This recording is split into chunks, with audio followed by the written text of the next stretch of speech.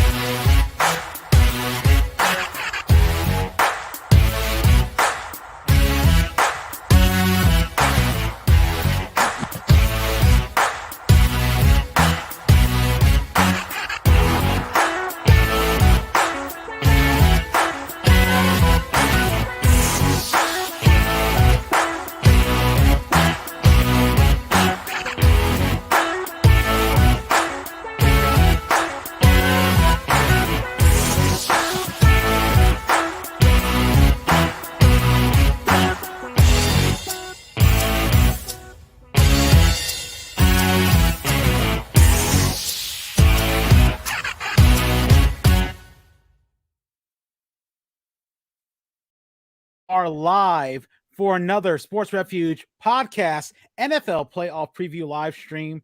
And of course, I am Earl Holland. We're getting into the nitty gritty of all the teams in the hunt in both the NFC and AFC.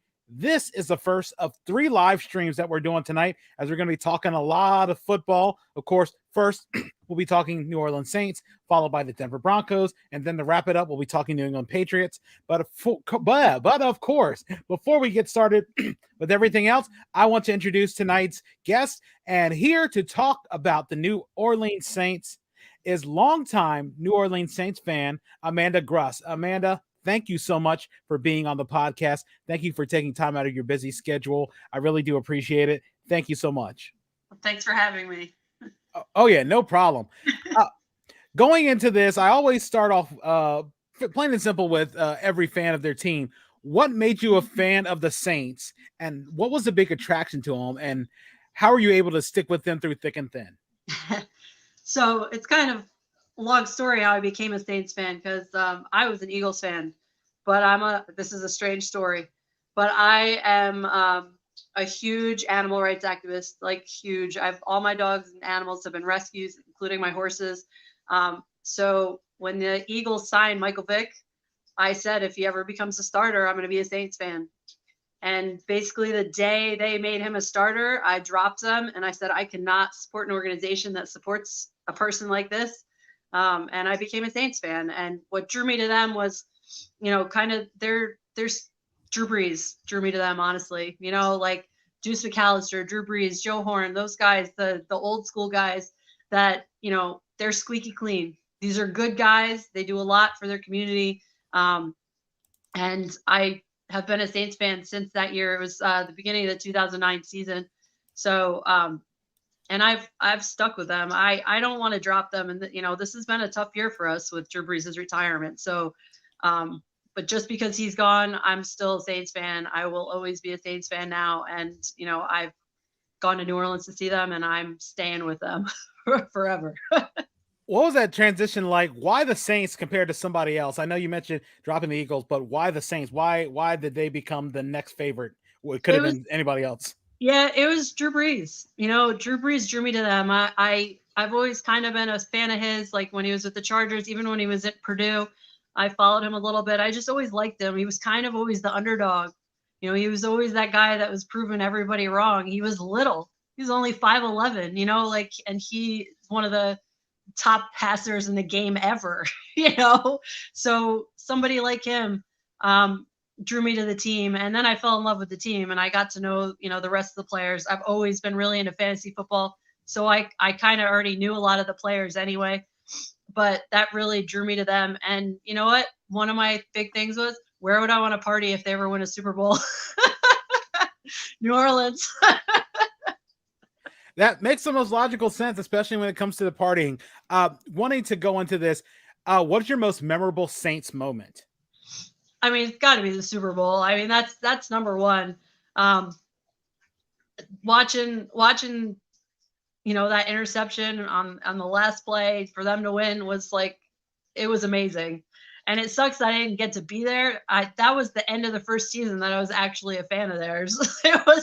It's like I went from 0 to 100 in one season, and it's like my heart just almost exploded when that happened.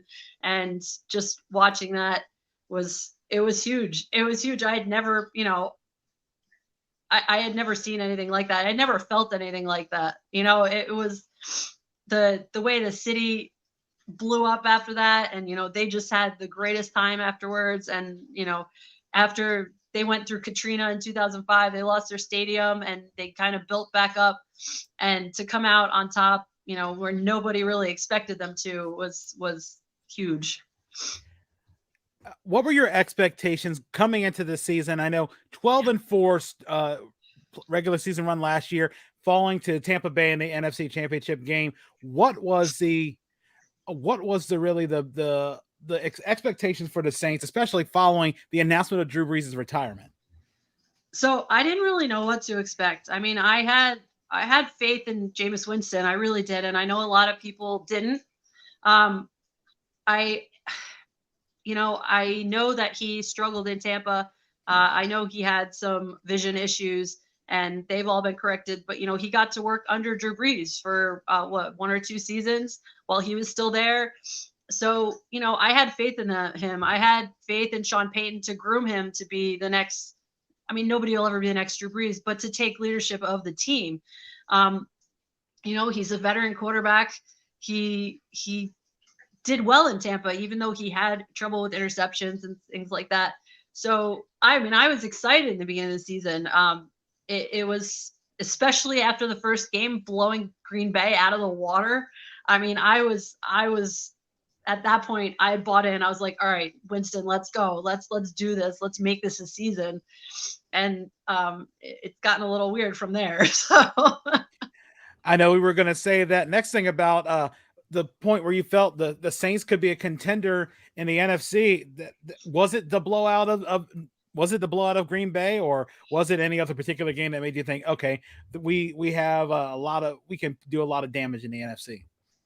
I mean, that first game was great, but then after that, they were up and down every week. It was win, lose, win, lose, win, lose. And then Jameis Winston got hurt on Halloween.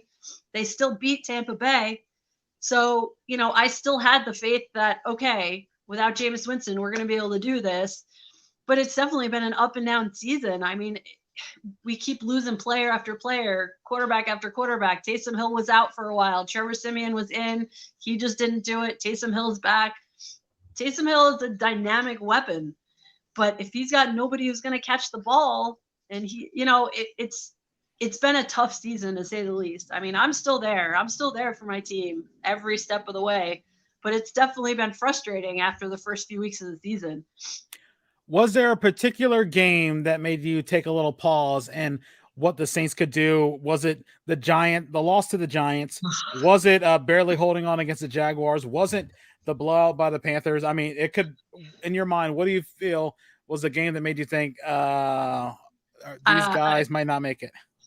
The loss to the Giants. The Giants are not a good team. I mean, in no sense of the word are the Giants a good team. I mean, we played down to them. We absolutely played down to them. And, it came down to a field goal. Our kicker, I think, missed 5 field goals that game or something ridiculous like that. We've had so many injuries that it's just, we can't even beat a team like the Giants. Thank God we beat the Jets on Sunday. I mean, if we hadn't beat the Jets, our season was done. Like, if you can't beat the worst team out there, your season's done. And luckily we didn't play down to the Jets this weekend, but it was the Giants. When they lost to the Giants, I was like, they have to pull themselves together. This is not the team I know. That they are better than this. Sean Payton is a better coach than this. They pulled together a playoff run with Teddy Bridgewater last year. Or that was 2 years ago. Sorry. But, this is a team that can piece together wins, and they have not been able to do it. I mean, they were on a 5-game slide. They haven't lost that many games, I think, since 2010 it was, or something like that, or 2010. So it was definitely worrying seeing them lose to the Giants and then going on that 5-game slide after that. That hurts as a fan. That hurts. And they're all close games. So these are all close games that, aside from the blowout with the Panthers, they were all close. They were all games that could have been won if we had made that field goal, if we had not dropped that pass, if we had played better defense, if we hadn't thrown the interception. So there's so many little things, little pieces of the game that just aren't coming together this year for them. Mm-hmm. Looking at the NFC playoffs and the chance that the Saints make it, who do you feel like in the NFC the Saints match up the best with? I mean, I know it sounds crazy, but I feel like we match up really well with Tampa Bay. We're one of the few teams that have been able to put the rushing yards up against them. And we have now, with Kamara back and Ingram back and Taysom Hill healthy, aside from the broken finger, we have the legs on the ground. And that's how we're going to have to play it against them, because since we are one of the only teams that can put together these rushes against their defense, that's what we have to use. And that's what we have to play to. With Taysom Hill, we're not relying on the air ball. We're just not. He's not as accurate. He's not as good of a passer. He's the ground game. He's the trick guy. So we have to rely on the legs. We have to rely on Kamara. We have to rely on Ingram. All three of those guys are going to have to put together a good game for us to beat them this Sunday. And I really do think we play up to them. Whereas sometimes we play down to the teams that aren't quite as good. I feel like we always show up against Tampa Bay. So I'm hoping, I'm pulling for them this Sunday. And I'm hoping that they can match up the way I think they can. And interestingly enough, on a short note, it looks like Tampa Bay has issues with teams with running quarterbacks and a powerful running game. We saw what happened with Washington as well. And it seems like that looks like New Orleans and Washington sort of have the playbook on how to beat Tampa, keep Tom Brady off the field and just keep making first downs and minimize the turnovers. And if you can just keep them off the field, that's going to be the benefit. Yeah. Looking at the other side of the coin in the NFC, who do you not want to see in the playoffs and by the chance the Saints make it? Would it be the Cardinals? Would it be Green Bay? Could it be the Rams? Who would you say? Maybe it's one of the other wild card teams. Crazy. I don't want to see the Vikings. The Vikings are the Saints' Achilles heel. They knock them out of the playoffs more times than they don't. Even if they have a worse record, they somehow knock them out all the time. So I do not want to see the Vikings. I don't want to see them. I think 3 years in a row they knocked us out. Excuse me, not last year, but before that, I think 3 years in a row they knocked us out, and they had a worse record. They were a worse team, and we lost to them.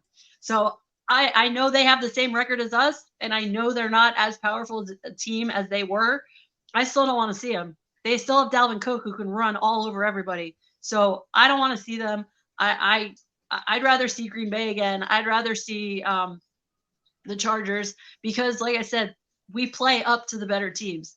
So I want to see the better teams, because I think that the Saints, when they're faced with a stronger team, they play better. And I don't want to get knocked out by the Vikings again. I can't do it. The next question I'm going to ask, Taysom Hill, especially the tandem of Taysom Hill and Jameis Winston going out with the knee injury. What is it that what's the wrinkle that Taysom Hill adds to that offense that, while is much different than what Drew Brees provided? Well, Taysom Hill is a rushing quarterback. He's got the legs. He's a monster, first of all. He's like 6'5", 250 or something like that. He's fast. He can jump. He can run through those guys that a guy like Drew Brees couldn't. And Winston has legs, but he's not a rushing quarterback. He was still a pocket quarterback. So Taysom Hill brings this other element, a guy who can not only throw the ball, but he can rush the ball. He can catch the ball. He can play a tight end position. He can block. He's going to get in there, and he's going to be physical. He's not going to throw the ball and back away. He's going to throw the ball, and he's going to be involved, most of the time. Which, we've seen guys like Cam Newton, RG3, who get injured because they're physical quarterbacks.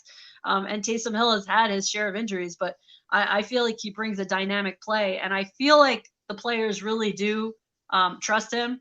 But I think one of the biggest things we're struggling with right now is finding receivers who can catch the ball. I mean, just seeing this past Sunday, seeing them play the Jets,